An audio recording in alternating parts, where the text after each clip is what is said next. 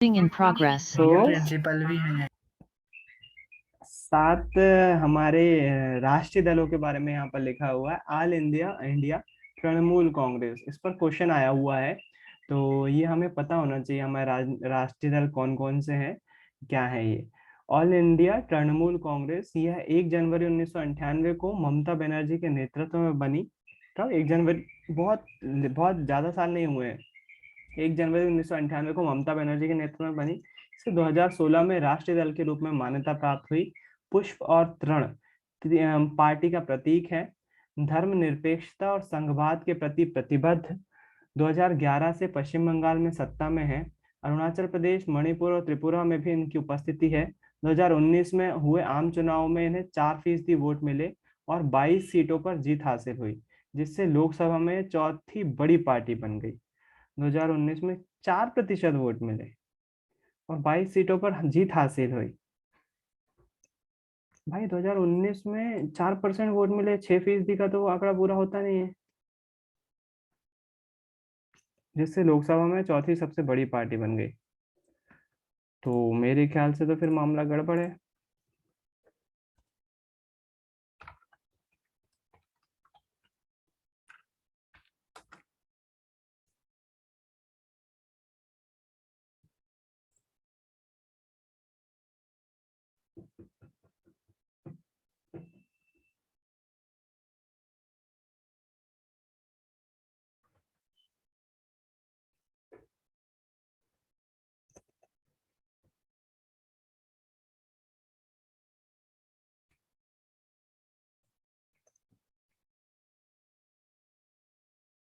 AITC, all India Trinamool Congress, BSP, BJP, CPI, CPIM, INC, NCP, MPP, people's party, ये सात की तरह दिखा रहा है।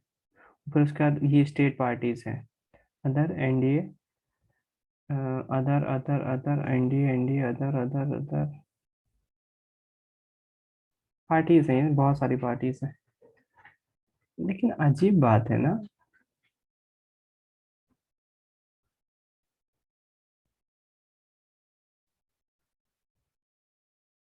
नेशनल पार्टीज जो रियल कंडीशन है बुक में लिखा हुआ 6% सीटें मिलना चाहिए, लेकिन यहाँ पर 3 कंडीशन फुलफिल होना चाहिए।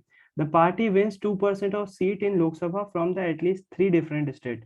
तो ये नया क्राइटेरिया है ना। लोकसभा की अगर आपको राष्ट्रीय पार्टी का दर्जा चाहिए तो 2% सीट, लोकसभा की कुल सीटों की 2% सीट आपको जीतना जरूरी है, और वो भी कहाँ होना चाहिए? एटलीस्ट 3 डिफरेंट स्टेट, 3 अलग अलग राज्यों से होना चाहिए वो seats. At a general election of Lok Sabha or Legislative Assembly, the party polls 6% of the vote in any 4 or more seats. In addition, it wins 4 Lok Sabha seats. और बोल रहे हैं जनरल इलेक्शन टू लोकसभा और legislative assembly, मतलब राज्य की विधानसभा। The party poll 6% of the vote in any 4 और more states, and in addition it wins 4 Lok Sabha seat, 4 सीटों को जीतना है। साथ ही साथ जो हमारे जनरल इलेक्शन आम चुनाव होते हैं या विधानसभा चुनाव होते हैं उसमें 6% से ज्यादा वोट चाहिए उसको, मतलब लोकप्रियता होना चाहिए। और the party gets recognised as a state party in 4 state, और उस पार्टी को 4 राज्यों में जो है वो राज्य की पार्टी का दर्जा होना है। मतलब आपको पहले राजनीतिक दल, राज्य का राजनीतिक दल पहले बनना पड़ेगा 4 राज्यों में, और उसके बाद ही आप फिर राष्ट्रीय दल बन सकते हो। ये 3 कंडीशन बता रहा है यहाँ पर नई जो नेशनल पार्टीज की डेफिनेशन है वो। अपनी बुक में लिखा हुआ है 6% आम चुनाव में, मेरे ख्याल से पुरानी चीज है। फिर जब कोई पार्टी राज्य विधानसभा चुनाव पड़े कुल मत का 6% या उससे अधिक हासिल करती है और कम से कम 2 सीटों पर दर्ज करती है तो उसे राज्य की राजनीतिक दल में, ठीक है। अगर कोई दल लोकसभा चुनाव में पड़े कुल वोट का अथवा 4 राज्यों के विधानसभाई चुनाव में पड़े कुल वोटों का 6% हासिल कर दिया। अच्छा, तो देखो लोकसभा चुनाव में तो तृणमूल के पास कम थे, लेकिन उसके अलावा 4 राज्यों के विधानसभा चुनाव में 6% से ज्यादा होगा, इसके कारण से वो नेशनल पार्टी बन पाई। तृणमूल की जो तृणमूल को लोकसभा में केवल 4% मिले थे, लेकिन उसके 4 राज्यों में 6% से ज्यादा वोटिंग मिली होगी उसको, इसी कारण से उसे राष्ट्रीय दल का तमगा मिला हुआ है ना।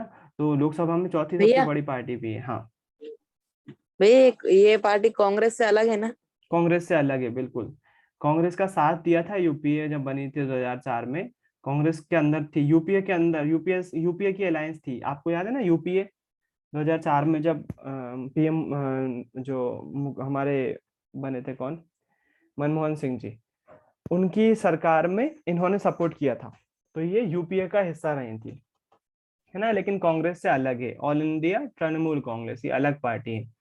तीन फूल तो नहीं दिख रहा, दो फूल हैं और तीन पत्तियां हैं दो फूलों की। बढ़िया है, ये चुनाव चिन्ह है उनका। उसके बाद आती है बहुजन समाजवादी पार्टी, ये पुरानी पार्टी है, और बीएसपी अभी की लीडर इनकी है मायावती जी। स्वर्गीय कांशीराम के नेतृत्व में 1984 में गठन हुआ इसका। बहुजन समाज, जिसमें दलित, आदिवासी, पिछड़ी जातियां और धार्मिक अल्पसंख्यक शामिल हैं, के लिए राजनीतिक सत्ता पाने का प्रयास और उनका प्रतिनिधित्व करने का दावा। मतलब ये क्या क्या दावा करती हैं, ये दावा करती हैं कि हम अल्पसंख्यक और साथ साथ जो जातीय रूप से पिछड़े लोग हैं, दलित लोग हैं, उनकी पार्टी हैं, और उस प्रतिनिधित्व करने का दावा करती हैं। पार्टी साहू महाराज, महात्मा फूले, पेरियार रामास्वामी नायकर और बाबा साहब अम्बेडकर के विचारों और शिक्षाओं से प्रेरणा लेती है। दलित और कमजोर वर्ग के लोगों के कल्याण और उनके हितों की रक्षा के मुद्दों पर सबसे ज्यादा सक्रिय इस पार्टी का मुख्य आधार उत्तर प्रदेश में है। पर मध्य प्रदेश, छत्तीसगढ़, उत्तराखंड, दिल्ली और पंजाब में भी ये पार्टी पर्याप्त ताकतवर है। अलग अलग पार्टियों से अलग अलग अवसरों पर समर्थन लेकर इसने उत्तर प्रदेश में 4 बार सरकार बनाई है। इस दल को 2019 के लोकसभा चुनाव में 3% वोट मिले और 10 सीटें मिली। तो लोकसभा में कम मिली, लेकिन बाकी 4 राज्यों में 6% ज्यादा जीती, और लोकसभा में 10 सीटें भी हैं। इसलिए इसको राष्ट्रीय पार्टी का तमगा मिला हुआ है, दर्जा मिला हुआ है, राष्ट्रीय दल है बीएसपी। तीसरे नंबर पे आती है बीजेपी। अब बोल रहे हो ये इस क्रम में कैसे जमा है, तो अल्फाबेटिकल क्रम में है ये। ऑल इंडिया तृणमूल कांग्रेस ए से शुरू होती है, इसलिए 1 नंबर पर है।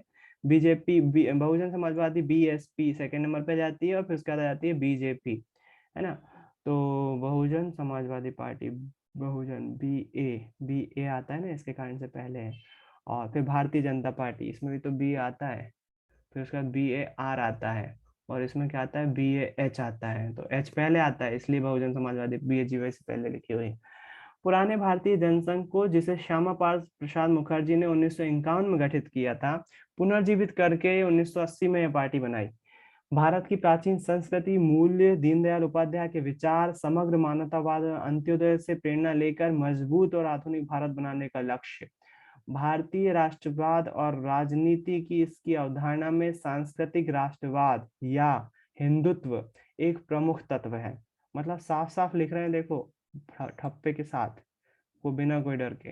भारतीय राष्ट्रवाद और राजनीति की इसकी अवधारणा में सांस्कृतिक राष्ट्रवाद, जो राष्ट्रवाद संस्कृति से प्रेरित हो, या बोल सकते हो हिंदुत्व, एक प्रमुख तत्व है। पार्टी जम्मू और कश्मीर को क्षेत्रीय और राजनीतिक स्तर, कांग्रेस कभी ऐसा नहीं बोलेगी अपने बारे में, बोलने से बचेगी वो कि हिंदुत्व वाली पार्टी है, बुक में लिखा हुआ है, बताओ।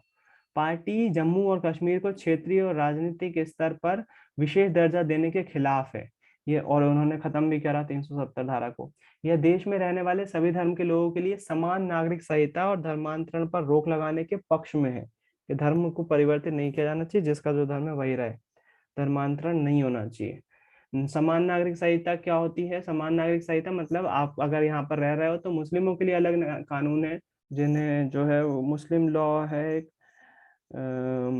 जिसके तहत उनको जो है अधिकार मिल जाता है, इस्लाम धर्म के अनुयायियों को वो एक से ज्यादा शादी कर सकते हैं। जबकि हिंदू हिंदू मैरिज एक्ट इसके खिलाफ है, हिंदुओं को एक ही शादी करने की वो है, संविधान एक ही शादी करने के लिए बोलता है। तो इस ये केवल उदाहरण है, इसके अलावा और भी बहुत सारे जो है वो नियम है जो अलग अलग है। तो बीजेपी बोलती है कि सभी के लिए समान नागरिक संहिता हो, सभी एक समान व्यक्ति है ना भारत के, तो सभी के लिए एक समान कानून होना चाहिए। 1990 के दशक में इसके समर्थन का आधार काफी व्यापक हुआ। पहले देश के उत्तरी और पश्चिमी तथा शहरी इलाकों तक ही सिमटी रहने वाली ये पार्टी ने इस दशक में दक्षिण पूर्व, पूर्वोत्तर तथा देश के ग्रामीण इलाकों में अपना आधार बढ़ाया। राष्ट्रीय जनतांत्रिक गठबंधन के नेता की हैसियत से यह पार्टी 98 में सत्ता में आई। गठबंधन में कई क्षेत्रीय दल शामिल थे। 2019 में हुए लोकसभा चुनाव में 303 सीटें जीतकर सबसे बड़े दल के रूप में उभरी। अभी केंद्र में शासन करने वाले राष्ट्रीय जनतांत्रिक गठबंधन का नेतृत्व यही दल कर रहा है, एनडीए, राष्ट्रीय जनतांत्रिक गठबंधन। बार बार आ रहा है, बार बार जिक्र कर रहा हूँ, जरूरी है। एनडीए राष्ट्रीय जनतांत्रिक गठबंधन की ही सरकार है अभी, तो अभी की सरकार है तो क्यों नहीं पूछ सकते क्वेश्चन। अगली आ जाती है communist party of India, CPI. 1925 में गठित थी बात भाई, बीजेपी से पहले। 1925 में गठित, मार्क्सवाद, लेनिनवाद, धर्मनिरपेक्षता और लोकतंत्र में आस्था। मार्क्सवाद और लेनिनवाद कौन थे? ये एक्चुअली रशिया के कुछ जो है स्कॉलर्स थे, और वो जो है वही चीज उस पे बात करते हैं। इनको इनकी सोच ये रहती है धर्मनिरपेक्षता और लोकतंत्र में आस्था। ये एक्चुअली पहली बात तो ईश्वर की सत्ता में विश्वास नहीं रखते हैं, और जो गरीब तबका है उनको आगे बढ़ाने के लिए काम करते हैं, उनको बराबर के अधिकार मिलना चाहिए। उदाहरण के लिए केरल में आप चले जाएंगे तो सीपीआई बहुत ज्यादा, अभी तो कांग्रेस सरकार है वहाँ, सीपीआई जो है बहुत एक्टिव है, और वहां पर मजदूरों के दल होते हैं। यदि आपको घर बनाना है और आप सामान लेके आ रहे हैं, तो सामान अगर आप लाएंगे तो वहां पर सबसे पहले मजदूरों का दल आएगा, मतलब लीडर आएगा कि आप सामान मंगा रहे हो, मजदूर लगेंगे ना इसमें, मजदूरों के बारे में चीजें बताओ, उनको रहने खाने की व्यवस्था दे रहे हो कि नहीं, उनके लिए चाहे उनका शोषण तो नहीं हो रहा है कहीं। तो कई बार जो है वो ट्रक उतरने ही नहीं देते, वो सामान ही नहीं उतरने देंगे, पहले चीजें क्लियर करो, मजदूरों को सारी फैसिलिटी दे रहे हो कि नहीं, नहीं तो फिर नहीं कर रहे हैं। और अगर आपके मजदूर आएगा तो हमारे थ्रू आएगा, वो सारी उधर जो है वो कंडीशन रहती है केरल में। तो इस तरह की वो है। यह पार्टी संसदीय लोकतंत्र को मजदूर वर्ग, किसानों और गरीबों के हित को आगे बढ़ाने के लिए वो उपकरण मानती है। 1964 की फूट, इसमें माकपा इससे अलग हुई थी, अभी आएगी। माकपा जो है इससे अलग हो गई थी, इसके बाद इसका जनाधार सिकुड़ता चला गया, लेकिन केरल, पश्चिम बंगाल, पंजाब, आंध्र प्रदेश और तमिलनाडु में अभी भी ठीक ठाक स्थिति है। तो पश्चिम बंगाल में भी अभी इसकी स्थिति बीजेपी ने कवर कर ली है, पश्चिम बंगाल में कम हो गया है, केरल में भी स्थिति खराब है, ज्यादा नहीं है अच्छे से, और धीरे धीरे सच में कमजोर होती जा रही है सीपीआई पार्टी। अभी बहुत कम सीट है केवल। लोकसभा देखो क्या लिखा हुआ है। बहरहाल इसका समर्थन धीरे धीरे कम होता गया है। 19 में लोकसभा चुनाव में इसे 1% से कम वोट और 2 सीट हासिल हुई। मजबूत वाम मोर्चा बनाने के लिए सभी वामपंथी दलों को साथ लाने की पक्षधर है। तो कम्युनिस्ट पार्टी देखो, सीपीआईएम, ये बट गया। सीपीआई पहले ये दोनों एक ही पार्टी थी, अब जो है वो बट गई है। 1964 में स्थापित, मार्क्सवाद लेनिनवाद में आस्था, दोनों के कौन से वही। समाजवाद, धर्मनिरपेक्षता, लोकतंत्र की समर्थक तथा साम्राज्यवाद और सांप्रदायिकता की विरोधी। यह पार्टी भारत में सामाजिक आर्थिक न्याय का लक्ष्य साधने की लोकतांत्रिक चुनावों को सहायक और उपयोगी मानती। सेम वही चीज। पश्चिम बंगाल, केरल और त्रिपुरा में बहुत मजबूत आधार। गरीबों, कारखानों, मजदूरों, खेतीहर मजदूरों और बुद्धिजीवियों के बीच अच्छी पकड़ है। यह पार्टी देश में पूंजी और सामानों की मुक्त आवाजाही की अनुमति देने वाली नई आर्थिक नीतियों की आलोचक है। पश्चिम बंगाल में लगातार 34 वर्षों से शासन में रही, 34 वर्षों से शासन में पश्चिम बंगाल में, 34 सालों से ज्यादा रही, सोचो। 2019 के लोकसभा चुनाव में से 1.75% वोट और लोकसभा की 3 सीटें हासिल करी। तो उस सीपीआई से तो अच्छी है, उसको तो केवल 2 सीट मिली, इसको 3 सीट मिली, 1% से कम वोट मिले थे उसको, इसको 1.75 मिल गए। इंडियन नेशनल कांग्रेस, इसे आमतौर पर कांग्रेस पार्टी बोला जाता है। यह दुनिया की सबसे पुराने दलों में से एक है, सबसे पुराने दलों में से एक। भारत का कौन सा दल सबसे पुराना है? Indian national Congress. 1885 में गठित इस दल ने में कई बार विभाजन हुए। आजादी के बाद राष्ट्रीय और क्षेत्रीय स्तर पर अनेक दशकों तक इसने प्रमुख भूमिका निभाई। जवाहरलाल नेहरू की अगुवाई में इस दल ने भारत को एक आधुनिक धर्मनिरपेक्ष लोकतांत्रिक गणराज्य बनाने का प्रयास किया। 1971 तक लगातार, और फिर 1980 से 89 तक इसने देश पर शासन किया। 89 के बाद से इस दल के जन समर्थन में कमी आई, पर अभी ये पूरे देश और समाज के सभी वर्गों में अपना आधार बनाए हुए हैं। अपने वैचारिक रुझान में मध्यम वर्गीय, न वामपंथी न दक्षिणपंथी। इस दल ने धर्मनिरपेक्षता और कमजोर वर्गों तथा अल्पसंख्यक समुदायों के हितों को अपना मुख्य एजेंडा बनाया है। यह दल नई आर्थिक नीतियों का समर्थक है, पर इस बात को लेकर भी सचेत है कि इन नीतियों का गरीब और कमजोर वर्गों पर बुरा असर न पड़े। 2004 से 14 तक संयुक्त प्रगतिशील गठबंधन, यूपीए, संयुक्त प्रगतिशील गठबंधन सरकार का नेतृत्व किया। 2014 से 19 के लोकसभा चुनाव में यह पार्टी पराजित हुई। 2019 के लोकसभा चुनाव में से 52 सीटें मिली हुई। सबसे लेटेस्ट चुनाव के आंकड़े लिखे हुए हैं, इसको केवल कितनी सीटें मिली? 52 सीटें, है ना। एक टाइम पे यही सब कुछ होती थी, जितनी सीटें थी सब कांग्रेस जीती थी। उसके बाद आ जाती है नेशनलिस्ट कांग्रेस पार्टी। तो कांग्रेस ही कांग्रेस, देख रहे हो ना कितनी सारी कांग्रेस है। तो है अभी तो इसमें जो है वो बहुत सारी चीजें लिखी नहीं है। क्वेश्चन आया। हाँ। भैया ये संयुक्त प्रगतिशील और ये राष्ट्रीय जनतांत्रिक गठबंधन, ये कौन कौन सी सरकार, मतलब क्या है, समझ में नहीं आ रहा। एनडीए यूपीए बोला तो मैंने, आप शायद होंगी नहीं क्लास में जब बताया था इसके बारे में, शायद। एनडीए और यूपीए दो गठबंधन सरकारें हैं। एक्चुअली जब इंदिरा गांधी की सरकार गिरी तो फिर किसी को बहुमत नहीं मिल पाता था, चाहे वो कांग्रेस हो चाहे बीजेपी हो, लंबा इतिहास रहा, किसी को एक एक पार्टी को बहुमत नहीं मिला। तो गठबंधन सरकारें बनने लगी। उस गठबंधन में एक गठबंधन जो सामने आया वो एनडीए था। एनडीए कौन सा गठबंधन? भारतीय लोकतांत्रिक गठबंधन। कहाँ गई? इसमें आया था ना, बीजेपी का जो गठबंधन है उसको हम इस पे देख लेते हैं। बीजेपी का जो, बीजेपी मेन अलायंस है उस पार्टी, मतलब मेन पार्टी कौन सी? बीजेपी, राष्ट्रीय जनतांत्रिक गठबंधन, जिसको हम एनडीए के नाम से जानते हैं, नेशनल डेमोक्रेटिक अलायंस। इसकी मेन पार्टी कौन सी है? बीजेपी। उसके बाद कुछ क्षेत्रीय पार्टियां हैं, जैसे शिरोमणि अकाली दल पंजाब से। फिर उसके बाद पहले शिवसेना भी इसमें शामिल थी, लेकिन अभी जो है वो नहीं है, शिरोमणि अकाली दल। और इसके बाद जो है वो लोजप पार्टी है, जेडीयू पार्टी है बिहार से। जेडीयू जो है वो एनडीए की समर्थक है, नीतीश जी की सरकार। और लोजप पार्टी है एक, लोक जनतांत्रिक पार्टी, ऐसे कुछ, एलजेपी। ये सब एनडीए की पार्टी। एनडीए में मेन पार्टी कौन सी? बीजेपी। उसके बाद क्षेत्रीय दल आ जाते हैं। इनको राष्ट्रीय दल का वो नहीं मालूम है ना, इनको राष्ट्रीय दल का वो नहीं मिला हुआ है तमगा। तो ये जो है क्षेत्रीय दल से, ये सब आपस में मिलकर नेशनल लेवल पे, क्यों? क्योंकि कई जगह पर जैसे मान लो बीजेपी है, तो बीजेपी हर जगह नहीं है। पंजाब में जो है वो बीजेपी की जगह ये क्षेत्रीय दल के ज्यादा पकड़ रहती है, तो इनसे अलायंस कर लेते हैं, गठबंधन बना लेते हैं। जेडीयू बिहार की है, तो बिहार में जो है वो बीजेपी को ज्यादा सपोर्ट नहीं मिल पाता, तो जेडीयू को मिल जाता है, तो जेडीयू के साथ मिल गई वो, क्योंकि इनकी पकड़ अच्छी थी। तो एनडीए में ये अंतर, ये पार्टियां आती हैं। और यूपीए जो कि कांग्रेस की पार्टी है, कांग्रेस के द्वारा लीड किया जाने वाला गठबंधन सरकार है, वो जो है, कांग्रेस, यूपीए, उसका जो फुल फॉर्म है संयुक्त प्रगतिशील गठबंधन, यूनाइटेड प्रोग्रेसिव अलायंस, यूपीए।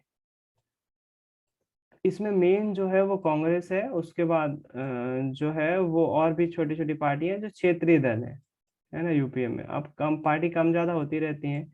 एक कांग्रेस हो गई, अभी के मामले में शिवसेना जो है वो यूपीए में सपोर्ट कर रही है, शिवसेना और इसका अलायंस है। इसके बाद एक महाराष्ट्र की एक लोकल पार्टी है एनसीपी, तो ये एनसीपी भी यूपीए में ही शामिल है। तो इस प्रकार से यूपीए में मेन पार्टी कांग्रेस हो जाती है, और छोटे छोटे कई क्षेत्रीय दल होते हैं। आप देखेंगे इसके बारे में तो बहुत सारी पार्टियां जो है इसमें मिल जाएंगी आपको, और ये चेंज होती रहती हैं। एक दौर था जब ममता बनर्जी बीजेपी के साथ होती थी, मायावती बीजेपी के साथ होती थी, जयललिता बीजेपी के साथ होती, एनडीए की सदस्य थी।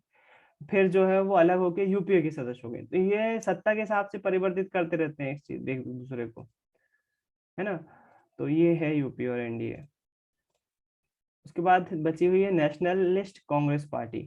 कांग्रेस पार्टी में विभाजन के बाद 1999 में पार्टी बनी। लोकतंत्र, गांधीवाद, धर्मनिरपेक्षता, समता, सामाजिक न्याय और संघवाद में आस्था रखती है। यह पार्टी सरकार के प्रमुख पदों को सिर्फ भारत में जन्मे नागरिकों के लिए आरक्षित करना चाहती है। अरे बाप रे यह पार्टी सरकार के प्रमुख, मतलब ये वो कांग्रेस के लीडर के खिलाफ है। कांग्रेस के लीडर अभी सोनिया गांधी जी हैं, वो बाहर से आई हुई हैं, अब भारत में रह रही हैं, तो भारत की नागरिकता प्राप्त है, लेकिन वो इटली की नागरिक हैं। यह पार्टी सरकार के प्रमुख पदों के सिर्फ भारत में जन्मे नागरिकों के लिए आरक्षित करना चाहती है।